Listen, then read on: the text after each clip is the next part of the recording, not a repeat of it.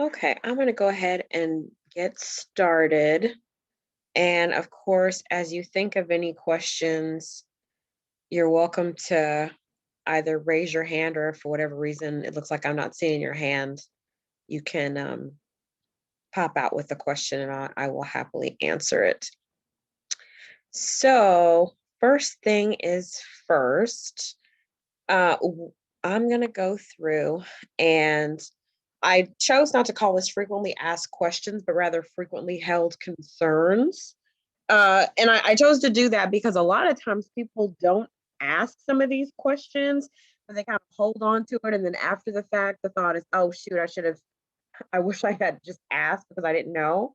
Um, and they're listed here, but retaking the LSAT, I get that question actually a lot.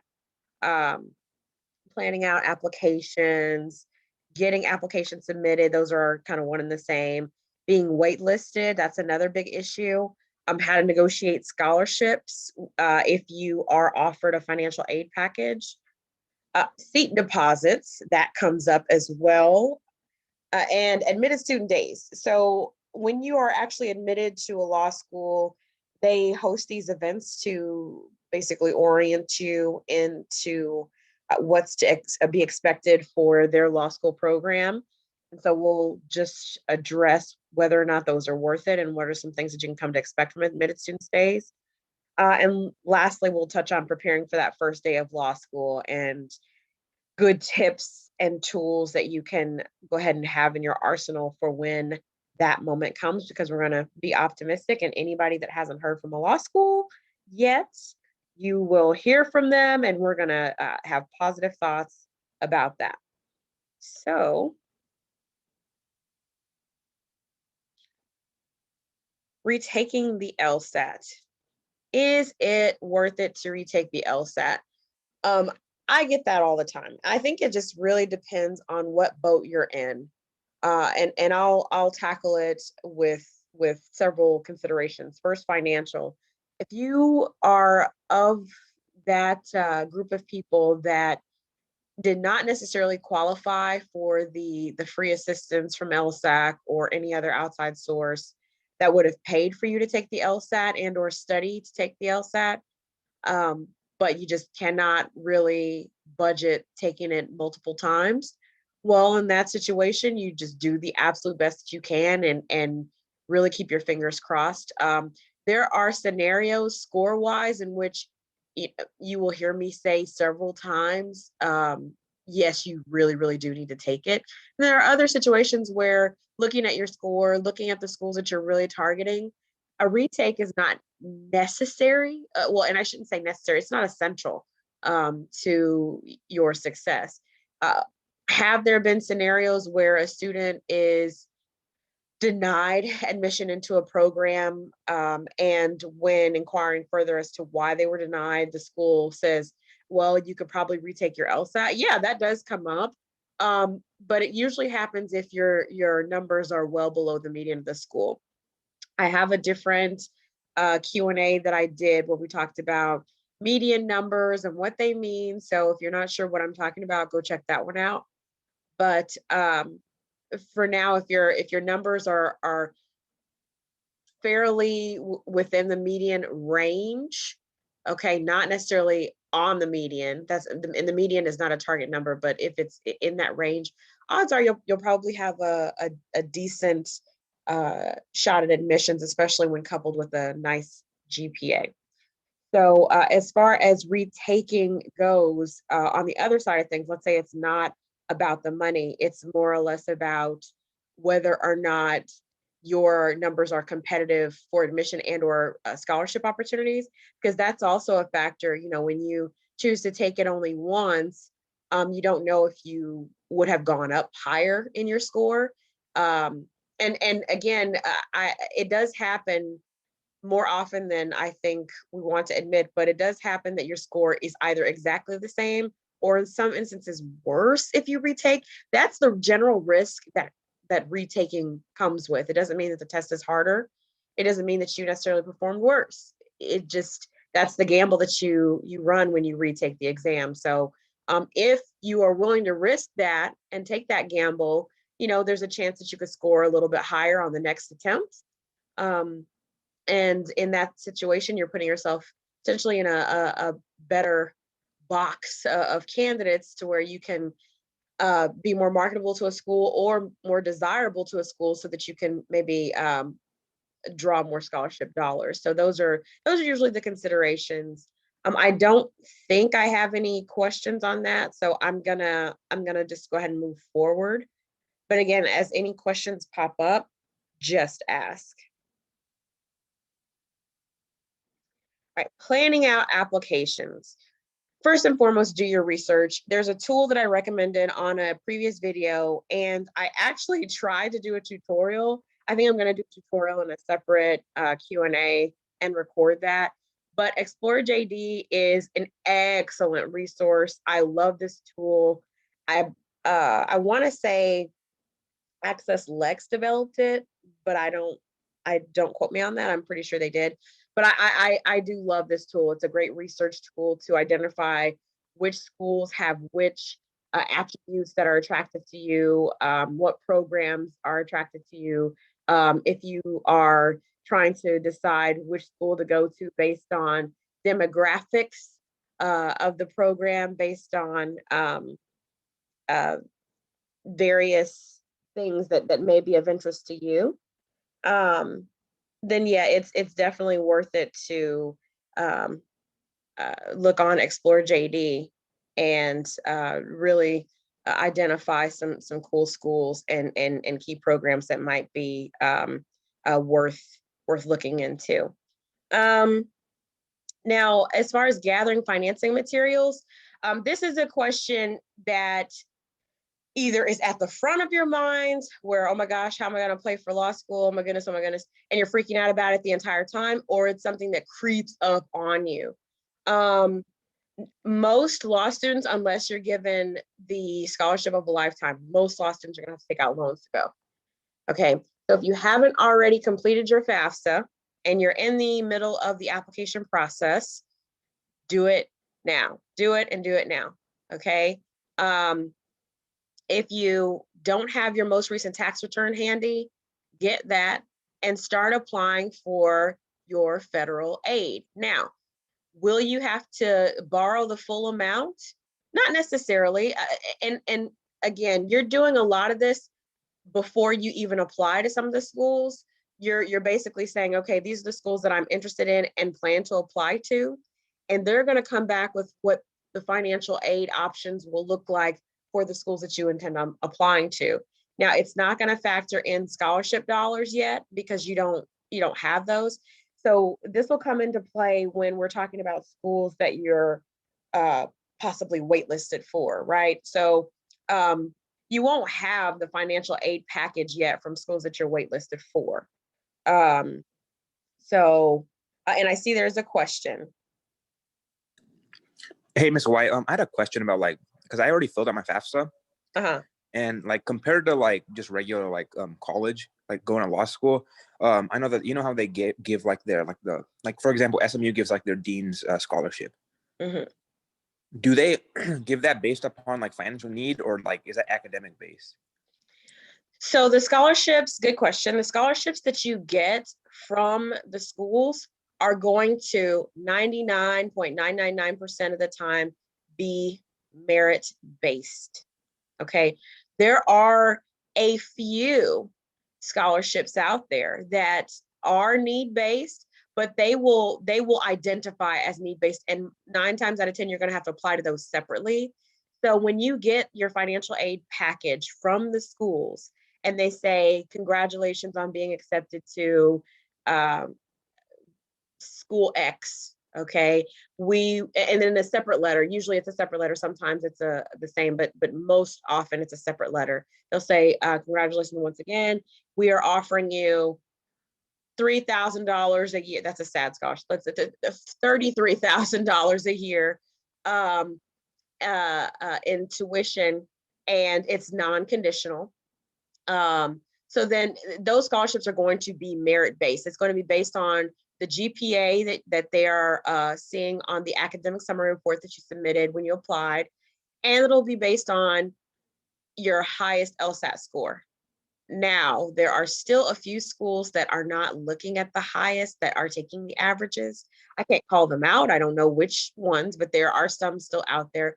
But the vast majority of schools are looking at your highest LSAT when making that financial aid decision.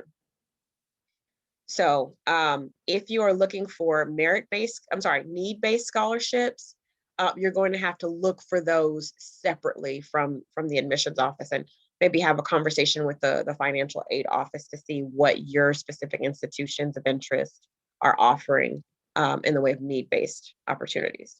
Okay, then, and then also like for like undergrad, how FAFSA like they give like grants. Is that the same thing for like whenever for like law school? No. So the Okay. difference between a grant and a loan is, grant is a lovely gift that you don't have to pay back. Mhm. Whereas a loan at the law school level, collegiate level, it's gonna be, they're gonna want that back. Uncle Sam wants that money back. Okay, so but when we talk about scholarships specifically, no, that's not something that you're going to have to return, if that's the question. When they Okay. offer you financial aid through the school, are you going to have to pay that back? No. Okay, so basically we just use FAFSA for like the difference if we need to take out a loan to pay the rest of the tuition and like housing and stuff like that. 100% correct. Okay. And so Okay. the link that I've included below, where it says Access Connects by Access Lex, that is a fantastic tool. And I'm not going to be on here pretending that I am the end all be all guru for all financial questions and information. That's why I put this link here, because where my knowledge and expertise stops with the financial aid process, they pick it right up and they run with it. That's all these people do all day long, is talk to students like you that have questions about, how am I going to pay for law school? How do I do this? How can I calculate how much it's going to cost me if I have to move? How am I going to calculate it if I have a car payment that I need to add on to it? Or, I'm taking a cat with me, and she's very expensive, and I need to be able to calculate her expenses. Or let's say you're not moving by yourself, it's your family, you're moving your whole family with you. If you got kids, spouses, whatever, they'll help you figure those questions out. So I definitely recommend wholeheartedly Access Connects, because they're really good. And I think they just do quick 30-minute consultations, as many as you need to do, but a 30-minute consultation, I mean, it's all free. It's all free. It's a free resource. So I strongly recommend that. Are there any other questions about financing? Okay. So as a big part of planning out the applications, probably the most critical part is going to be the documents, right? And I wish I had thought about it at the time I was making these slides, to put it as a pie chart, like just a giant pie, but alas, that didn't happen.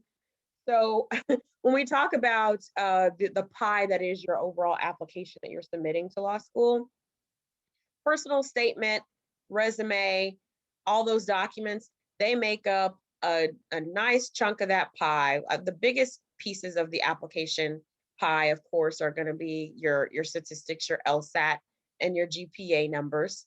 And a lot of schools really, really do emphasize those numbers. Now, everybody is taking a holistic approach. So if those numbers tend to fall short of the school's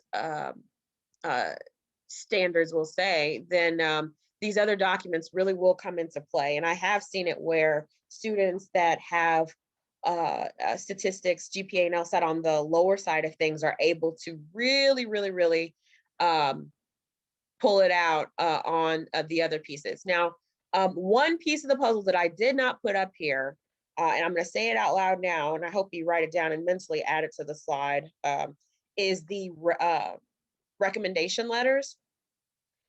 That is a big deal. And as far as planning out applications, that's probably one of the biggest things that are outside of your control, that you can kind of keep control on earlier in the process. If you know that you're applying to a school that requires you to complete request recommendation letters and submit those, then you need to make sure that you reach out to those recommenders early, early, early, early. Don't wait until the last minute, especially if these are academic references that professors have a lot on their plates and deadlines coming at them that they're also creating in their classes, but deadlines out their ears. Okay. And I'm sure there are a lot of people that are happy to help you with this process, but not too eager to help you at the last minute. And as a matter of fact, you might find yourself sitting on the opposite end of a no if you are waiting until the last minute. Likewise, recommenders might also say no if you haven't taken the time to let them get to know you, either as a student or as somebody that they can allow to grow and observe your growth in the community. Whatever it is that you're wanting them to write on you, if they haven't had a chance to really come to know that, to write on that confidently, unfortunately, your whole request might be denied. So how do you preempt that? I'm going to make this point, and then I think I saw a question. How do you preempt it when you want to ask someone for a letter of recommendation, or you're thinking that you will in the future?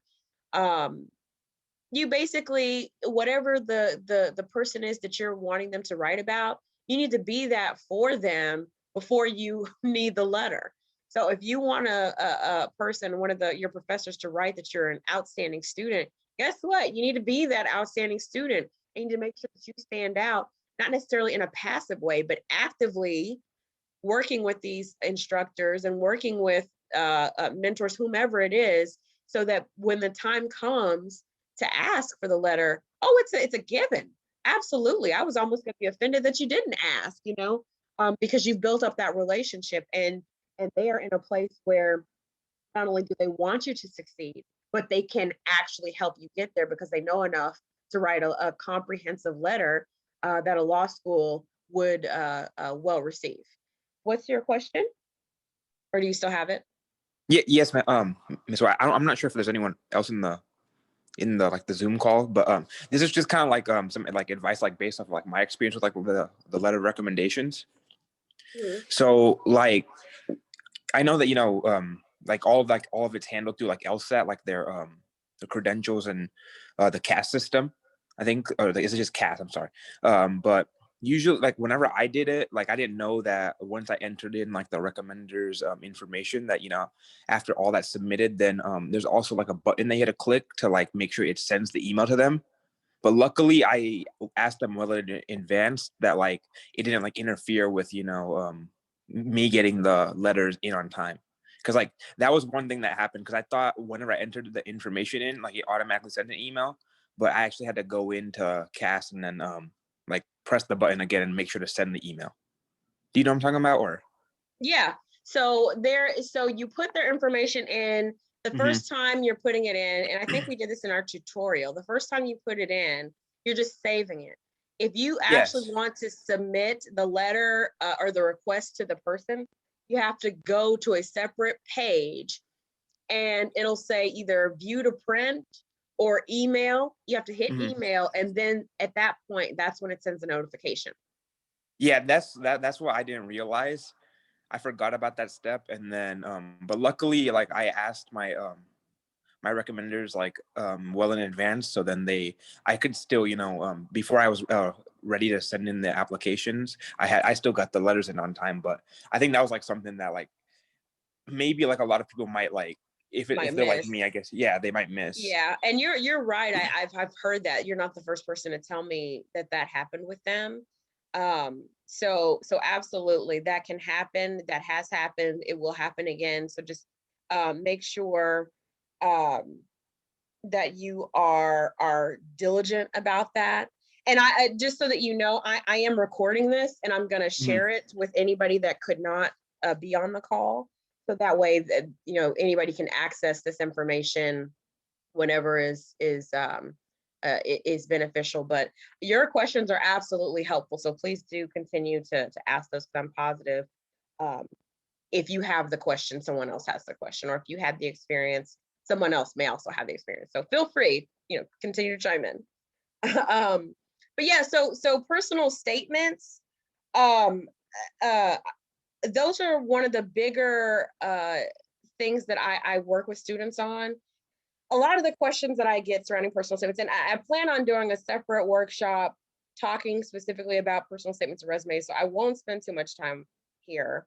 But the reason that personal statements are a little tricky is because you don't really know, first and foremost, a lot of people don't know what they want to write about. But second, you don't really know what the schools are going to demand of you in any given year. For example, one year a law school may have a general prompt, and the next year they want something very specific out of their applicants. It's up to you to actually look into the application and figure out which schools are wanting general prompts, which schools are wanting specific prompts, and then identify whether or not you're going to write one single personal statement that goes out to everybody, and you kind of cater to the one that wants something specific, or if you're going to write two personal statements, and then one is catering to that specific school, and then the rest of them receive a general, or the third alternative, which it's up to you, but I don't know that I would recommend it, is to write a 100% new and unique letter for every single school that you apply to. That's a lot of time. And I just don't know that it matters that you do that. The only distinction that I would say is if for whatever reason you have a paragraph in the body of your statements that references one school that you're applying to, please, please, please, for the love of heaven and earth, make sure that you check, double check, and recheck again that that document is going to the right school, which is also why I caution, not fully against, but almost against putting the names of schools in your documents. One slip up and the wrong school is getting the wrong statement, and what was probably a beautiful, eloquently written document becomes rubbish because you didn't pay attention to the details. Okay, so your resume, again, I'm going to spend some time in a different document or a different Q&A talking about the resume. But yeah, your resume, your professional resume is going to look substantially different from your academic resume. A diversity statement, GPA addendum, LSAT addendum. So GPA and LSAT usually can get rolled into one if for whatever reason your GPA and LSAT need an explanation. Usually it's one or the other.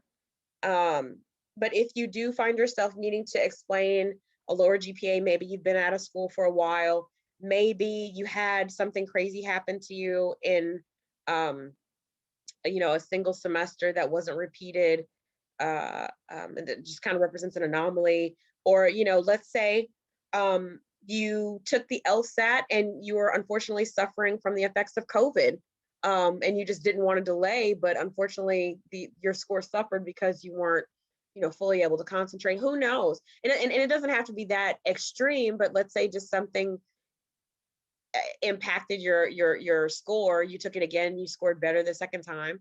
Those are things that you write about in those addendum. These are, again, optional statements. If it applies to you and you're so inclined to write about it, write about it. A diversity statement, those are bigger than they've ever been before. Notice it doesn't have to center around race or ethnicity or nationality. A lot of people have that belief. I've spoken with students that say, look, I don't know that I can write a diversity statement because I'm not a minority. So, and I don't have any income issues. Nothing like that applies to me. So, I don't get to write a diversity statement. Well, that's not necessarily true. A diversity statement is about what makes you a unique and diverse voice in the classroom. And you are a unique voice in the classroom based on your life experiences. So take the opportunity where it's offered to write about that for yourself. The last thing that I wanted to touch on that I don't think I wrote down here. Oh goodness, I blanked out. Oh, character and fitness.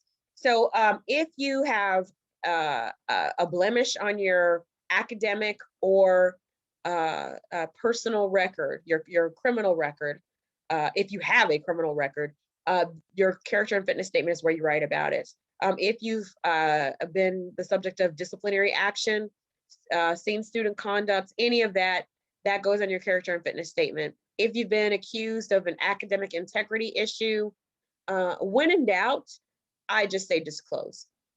Some of this stuff they're just not going to care about. I'll tell you, Class C misdemeanors like parking and speeding, moving violations like that, that doesn't count. But it does count, and it becomes something that you have to disclose if you chose not to pay the fine and a warrant was issued for your arrest.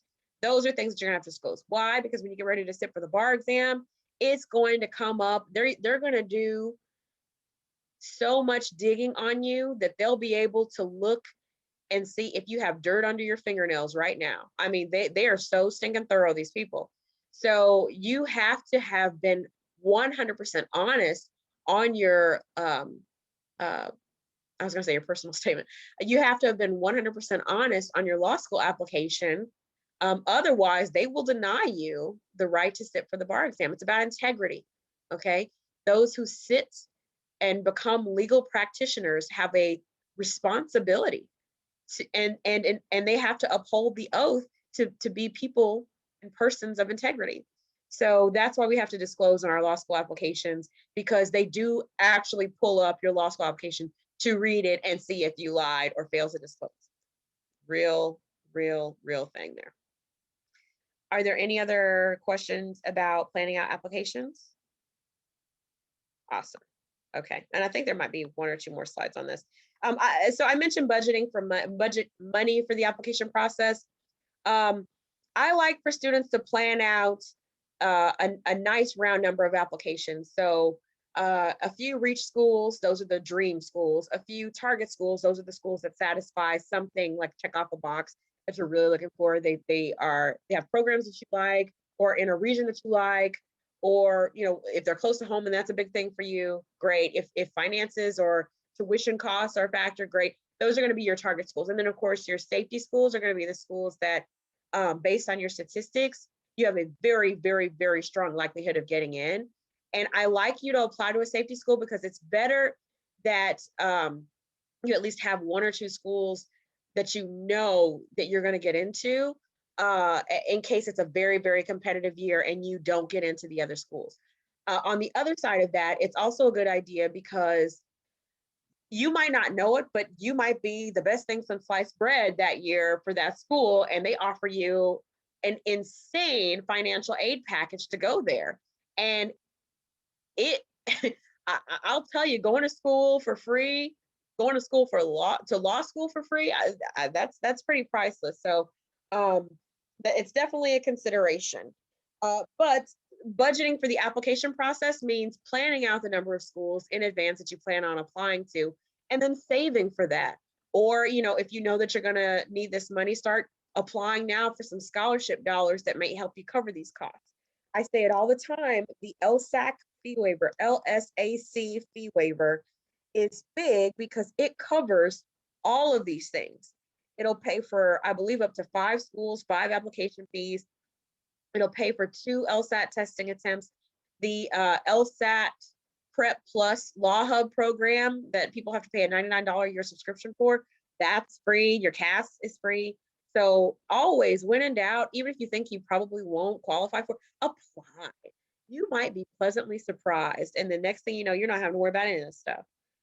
All right, the last thing is budget time. And I think the recent point that was brought up about requesting your recommender early, so that in case something happens, either a flub on your end or a complete lack of a recollection that a letter needed to be submitted on the recommender's end, if any of that comes up, you have time to fix it. They have time to get something in.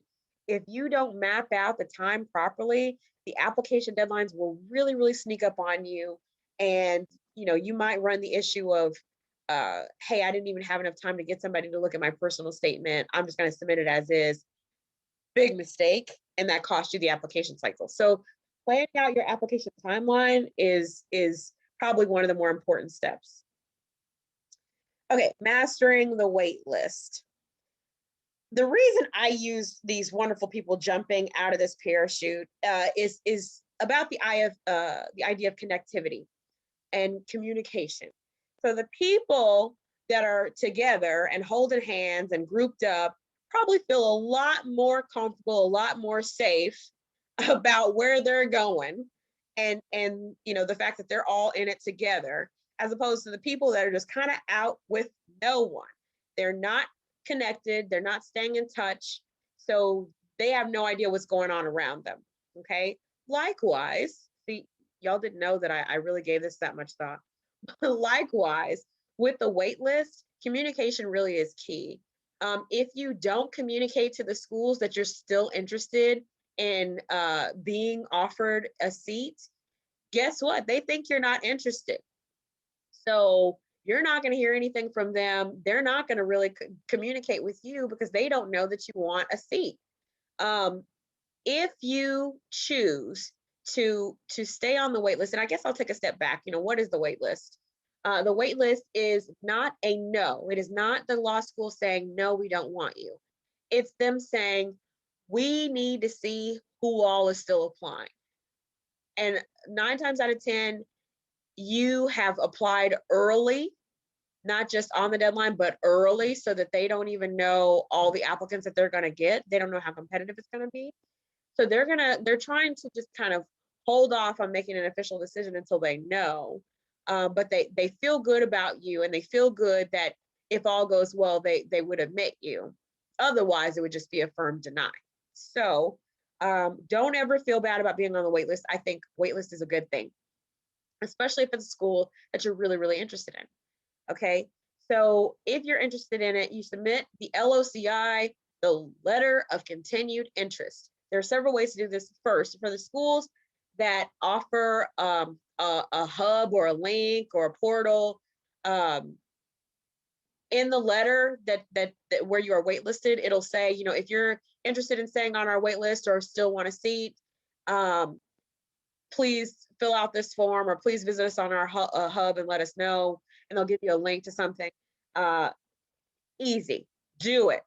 On the day that you get that letter, hit submit on that letter of continued interest and move forward, okay?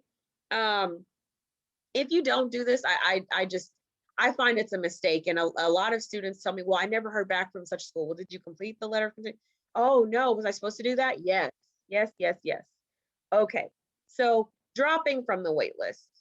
What if, you know, you've heard back from several schools, you're on the wait list at another school, but you know what, you've really decided, I think I'm good to go with one of the schools that I'm already admitted to.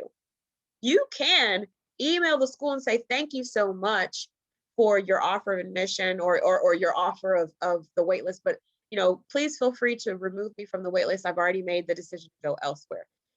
That's perfectly fine. As a matter of fact, I encourage that to anybody that is 100% certain that they don't want the seat. If you're not trying to negotiate scholarships, which that's another conversation, if you're on the wait list, go ahead and give that up, because somebody who really is probably dying to get in and really wanting to know can have a potential shot at a seat. I'm a firm believer in communicating and staying connected with the school. So if you do want to drop from the wait list, let them know as soon as you know. Surviving the wait, really, it's just about making sure that you're keeping on top of opportunities to provide an update. Now, do not pepper the law schools with emails every week. Hey, I still want to go there. By the way, it's me, John Smith. I still want to go there. Oh, yeah. You know, I just saw this special on CNN and I thought it was really interesting. It reminded me of why I love your law school. Please admit me. By the way, this is John Smith. Don't do that. That is creepy. And I would love to say that I'm making some of this up, but I'm not. Treat them with respect and understand that it's not that they have forgotten about you, they're just working the list.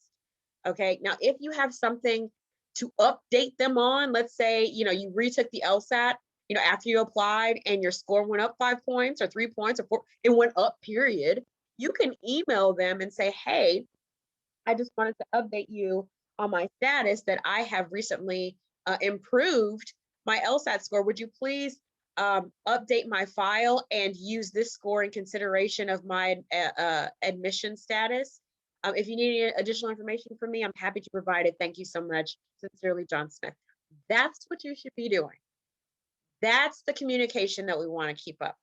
If for whatever reason, the grades hadn't posted for the fall semester by the time you applied, and you now have your fall grades and it was a 4.0 and your GPA went up even more, write to them and say, hey, dear admissions committee, I just wanted to update you that my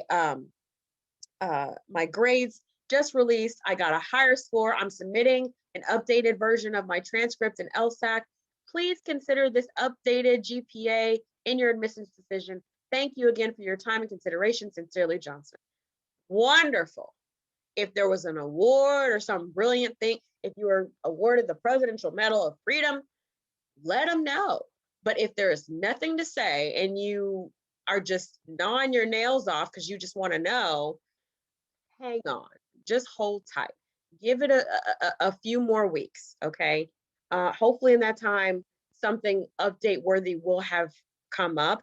If after that you just can't hold it anymore, you can write and renew your interest and say, I just want to renew or reiterate once again that I'm very much interested in the program. I've been accepted to several other schools as well, and remain steadfastly interested in your program as my number one choice. 100% permissible. Thoughts on that question?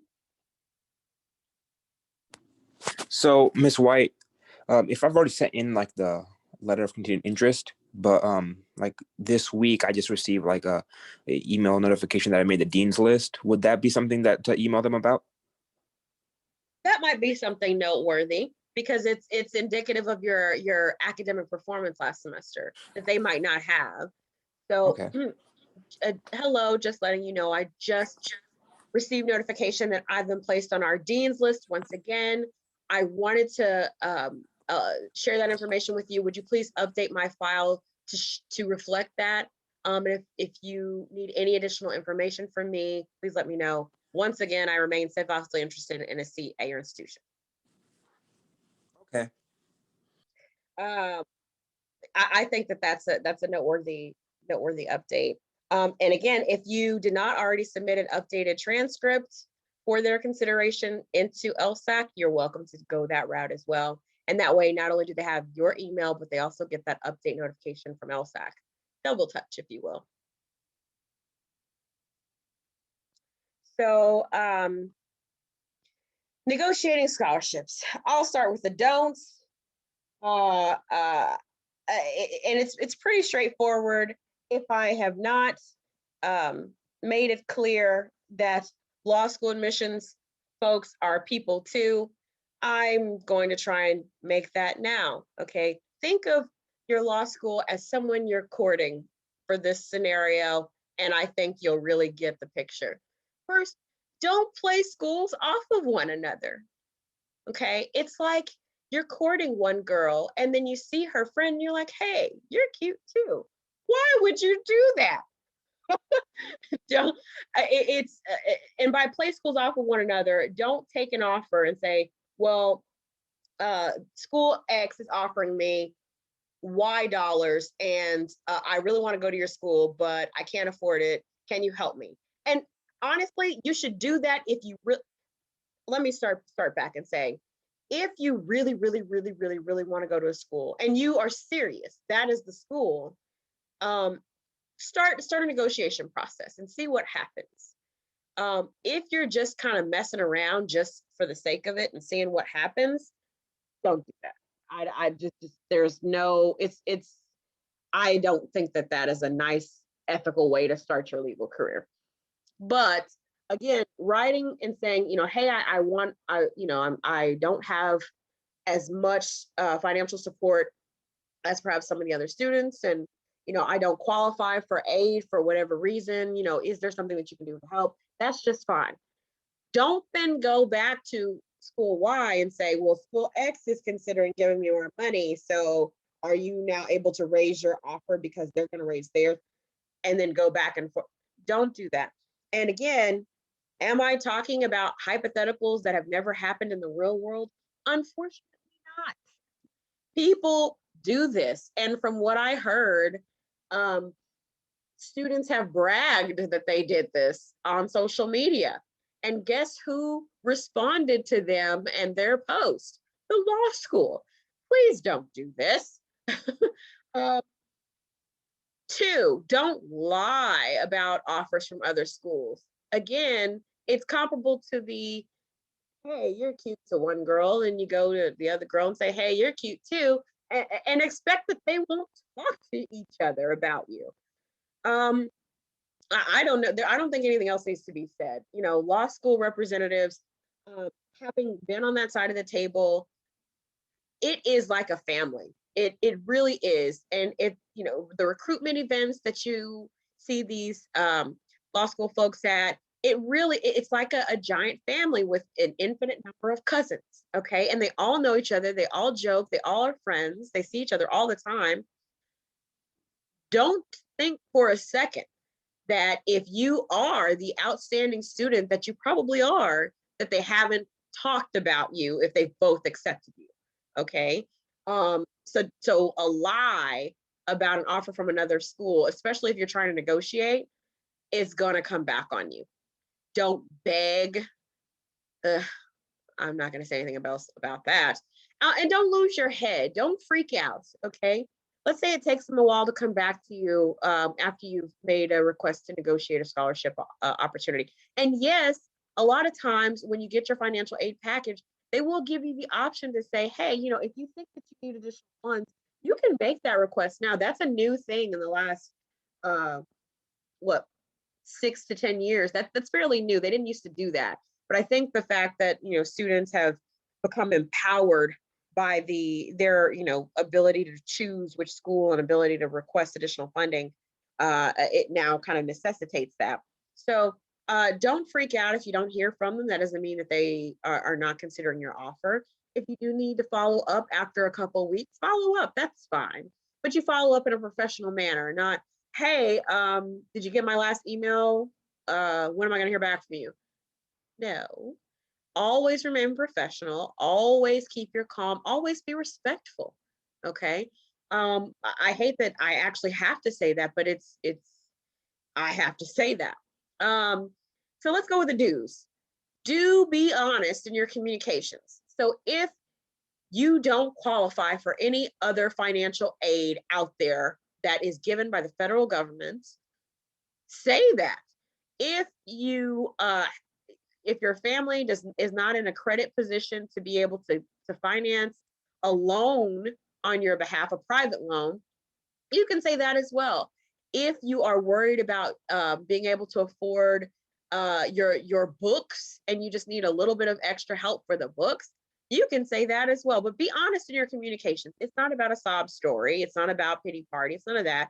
It's about being honest. If you really want to go to a school and the only barrier is financial, just let them know that. Sometimes they can make the move and sometimes they can't, but it never hurts to go ahead and ask, unless you're unprofessional, and then it might hurt. But share important financial considerations. Like I said, car payments, I mentioned that before. If you have other responsibilities that you're having to manage, that come into play, these are things that you can mention as well. Make sure you've applied to FAFSA. Make sure you've taken advantage of outside resources. And I mentioned legislation, public initiatives.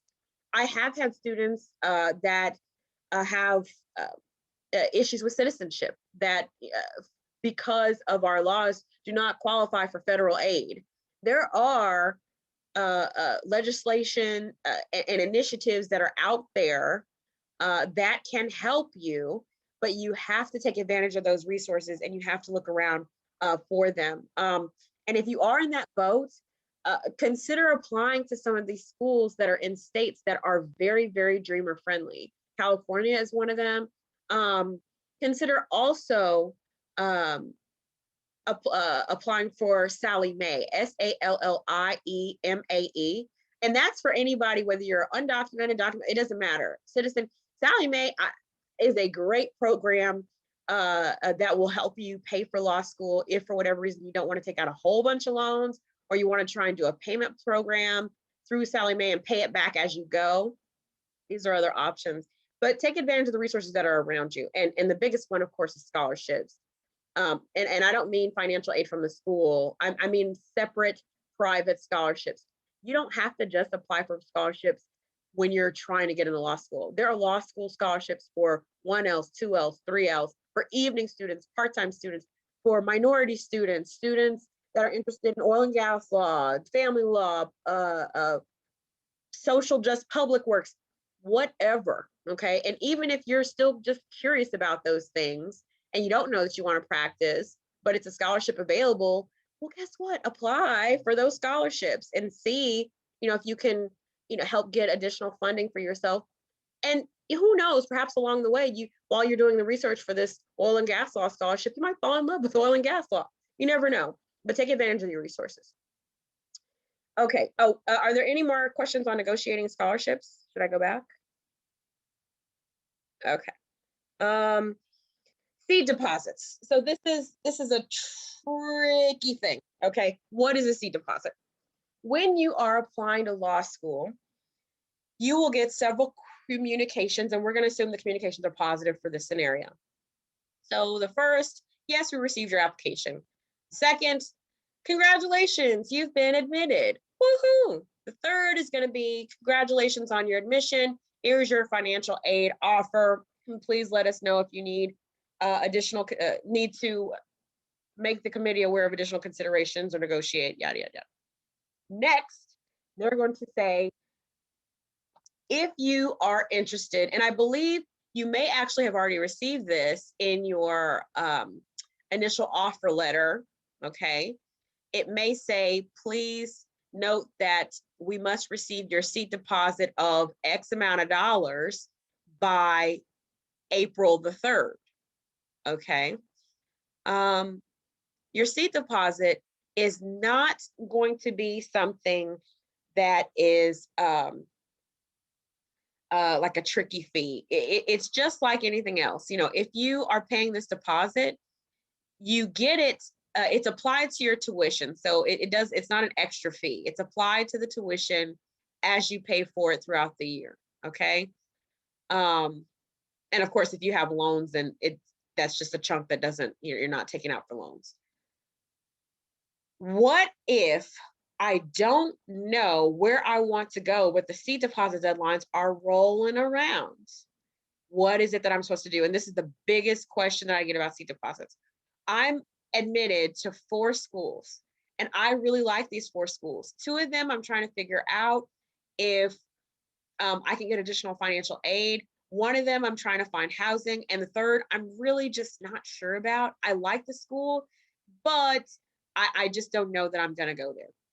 And we're going to use that scenario, okay? The 4-school scenario.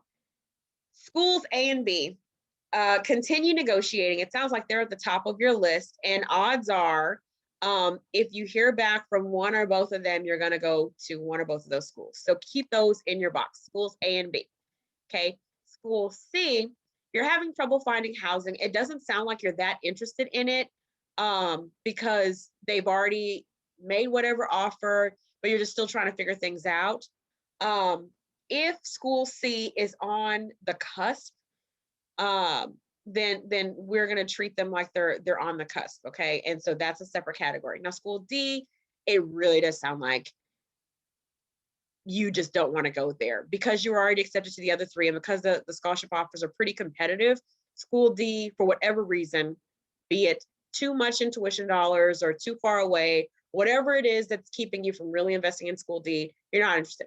So you action with school D, you're going to immediately alert them that you are no longer interested in attending that school. Thank them for their offer of admission. but go ahead and release the seat to another student. You will not pay the seat deposit for that school. Okay. A and B, those two schools are really, really in contention, right? And you don't know if you're going to hear back. Let's say it's due April 3rd, it's April 1st or 2nd. Shoot, we just don't know if we're going to hear back from them. What do you do? Is there a school that you're more interested in than the other? That's the first question that you ask. If so, pay that. Whatever it is, you just pay that. Why would you pay a seat deposit if you haven't heard back from financial aid? There's a lingering chance that you might not go, but you pay it anyway. Why would you do that? Because a seat deposit is your ability to basically buy more time to make your decision. Now, are you bound to go to a school where you've paid the seat deposit? No. Can you give up a seat after you've paid the seat deposit? Yes. Do you get it back? No. So yeah, you are forfeiting that money, but it's basically an investment where you're buying your right to choose. Now, where we draw the line, let's say that the seat deposit for school A is $250. The seat deposit for school B is $150, and the seat deposit for school C, oh well, let's change it up. The seat deposit for school B is $250. The seat deposit for school C is $150. The seat deposit for school A, the one that you probably like a little bit better than everybody else, is $650. And you don't have $650 to just kind of risk or throw away. That might be the breaking point for you, right? You're willing to wait up until April 3rd, but if you don't have that money and the other two schools are, either pretty much equal, or you're happy just waiting it out to see if you can get a little bit more money or work out whatever solution, then you might be inclined to pay the seat deposit at school B and school C, and you really like school A, but if you don't get more money, you wouldn't go anyway. So you're just going to hold out and probably not pay seat deposit for A. Now, if money is not a factor and you just want to, hold out for options and you have that extra cash, you can pay all three, or you can just pay A and B and use that to knock out school C. And you see what I'm doing? As I decide that a school is not for me, I notify the school. I let them know, hey, I'm no longer interested. Why?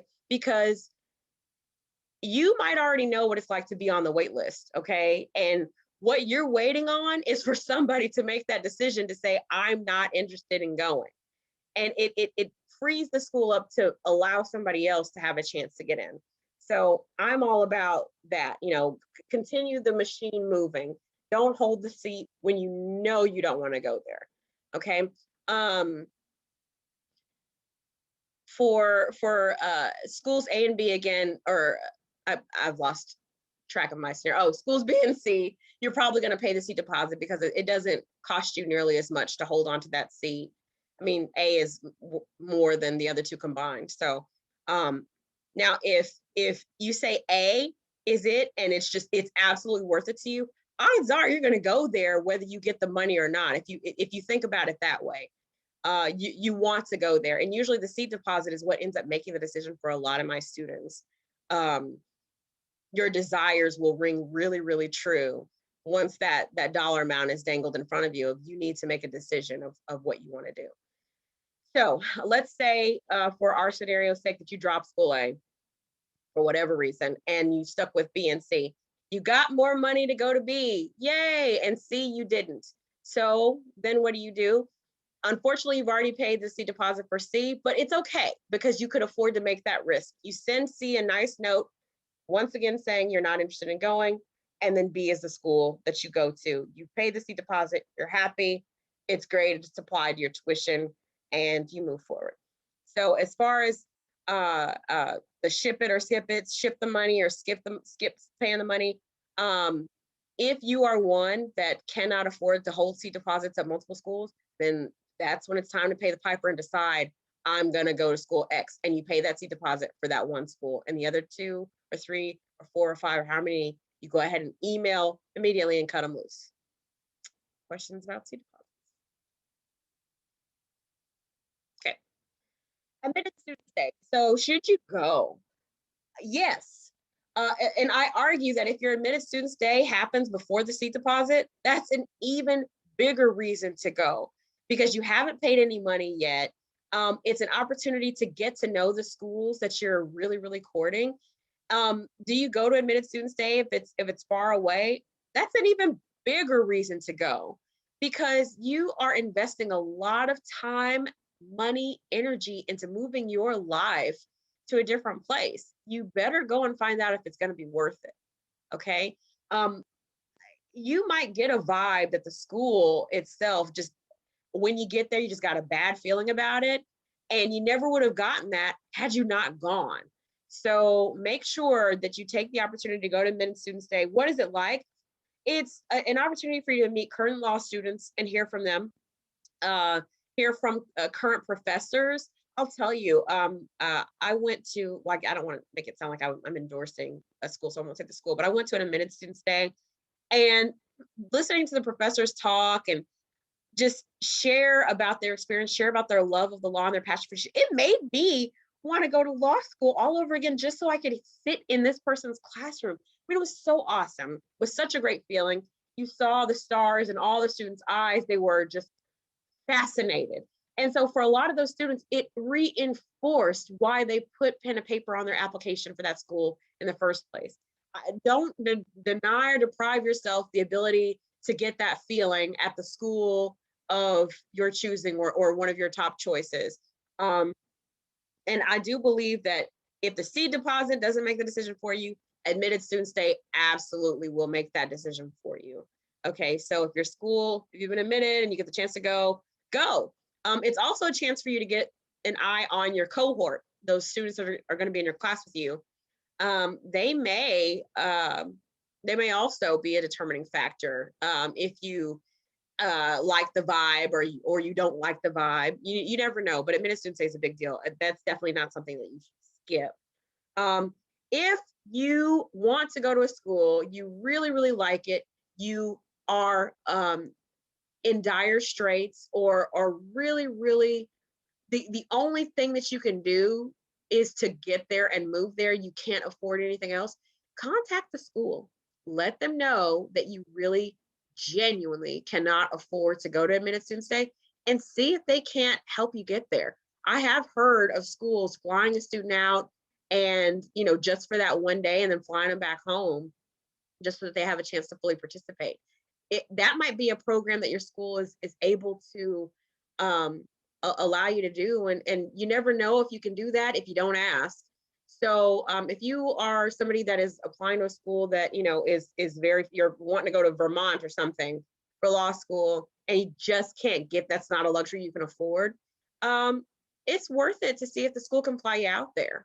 And who knows, on the day that they fly you out there, that one day that you have, you can use that to maybe, ride around the city to go and scope out housing. You can, figure out a lot of things that you couldn't do otherwise. So definitely worth it to inquire as to whether the schools that you have been accepted to have programs like that. Now, again, this is need-based. So if you can afford to do it and get yourself out there, I guess the good nature person in me would be inclined to save those opportunities for those students that really, really can't afford it. So, all right, last point, and I think we're right at the edge of our time, is preparing for that first day of law school. So before I get into these resources, the first thing I'm going to tell you is if you've been accepted to law school, you've done everything, you paid your seat deposit, you've gone to admitted student stay, you know where you're going to go, you're breathing that sigh of relief and that those fearful gasps of panic that, oh my God, I'm absolutely going to go to law school. Take a moment, enjoy that, and then see your family, see your friends. Why do I say that? Because once you start law school, you're not going to see your family and you're not going to see your friends. And I don't mean if you move away, whether you're home, whether you're abroad, wherever you are going to be so stinking busy. Now, yes, you will see them periodically. And yes, you're going to have to explain to them in advance that you're just not going to be around as much. And they're going to have to understand whatever it is that you did for them before, that's going to stop because you're going to be focused on law school. Now, and I'm talking to my traditional students, my non-traditional students. You've got kids, okay, you can't say, dear kids, you won't be eating this week because mommy's got a test. But, for everybody else, you are going to have a lot more of your day that you're going to have to focus on studying and networking and going to your study groups and going to class and doing all these things. Do not think that law school is like college, because it's not. And I don't say this to scare you, but I'd rather you go into law school thinking it is the hardest thing that you've ever had to do and ever will do, than to have the opposite approach, thinking it's college 2.0 and to get that rude, wicked slap in the face. Okay. If you want to know what law school is like, one of these 3 books, fantastic. Or you can get one or the other of the first 2 books, Law School Confidential, One Hell of a Ride, and Getting to Maybe as a supplement to one of those 2. And Getting to Maybe is great on it's great help for law school exams. I definitely recommend these. I think they're both great. I even had a student, because we gave the Law School Confidential book out a few years ago at an AT&T event, and one of the students had such high praise of Law School Confidential. One Hell of a Ride, it's in its new 3rd edition now. I've had lots of positive comments about One Hell of a Ride. On my next slide, I'm going to give you a couple links. Oh, but just to recap, these are great books to read to prepare you for law school. But you're going to be checking these out in between spending time with family, because that's really important. It's family and loved ones right now, before you start law school, because once you start, unfortunately, you're not going to have nearly as much time as you'd like with them. These are some great YouTube videos. Take a screenshot or whatever of these links. They are supplements to the One Hell of a Ride book. And the first one, I want to say, is about 40 minutes. The bottom one is about 10. Both of those are excellent. And you might, I don't want to, I feel like I'm doing the authors a disservice to say watch the videos in lieu of the book, but watch the videos in conjunction with the book, and I think you'll get the maximum benefit. But just be prepared for Socratic method. Make sure that you understand that if you did not read, you are wasting your entire time going to class, because you're not going to know a thing about what's going on. Those are the main things that you don't have to worry about in undergrad that are big deals for law school. Last thing to note about 1L year, your first year in law school is the most important year, because your first year grades kind of map out who's going to be paying attention to you for your summer jobs, who's going to be recruiting you. Now, it's not the end of the world if you don't have great grades your first year, but it can shut some doors that would otherwise have been open. So make sure you read these books and get a good feel for how well you're going to understand that first 1L year. And I think you'll be spot on. You'll be right on time. There's other resources I can recommend. You're always welcome to email me if you have questions. This is David S. Pumpkins from SNL. If you've never seen the clip, Tom Hanks. It's freaking hilarious. I love it. Are there any last questions before we close it out? Awesome. Well, I'm so glad that you joined me for this talk. Hopefully you got some good questions answered, and hopefully you had a great benefit from the information covered. As always, if you have any additional questions, feel free to email me.